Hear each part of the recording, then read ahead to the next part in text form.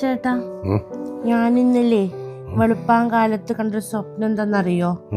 ഭയങ്കര വലിയൊരു diamond necklace, ഭയങ്കര വലിയൊരു ഡയമണ്ട് കമ്മല്, നമ്മൾ ഈ സോൾട്ടെയർ എന്നൊക്കെ പറയോ, അതുകൊണ്ട് ഭയങ്കര വലിയ 50 കാരറ്റ് ഒക്കെ വരും.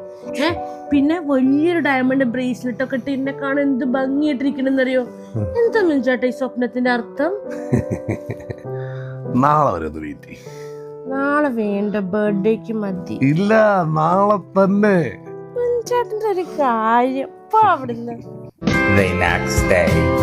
ചിഞ്ചു, നീ കണ്ട സ്വപ്നത്തിന്റെ അർത്ഥം നോക്ക്.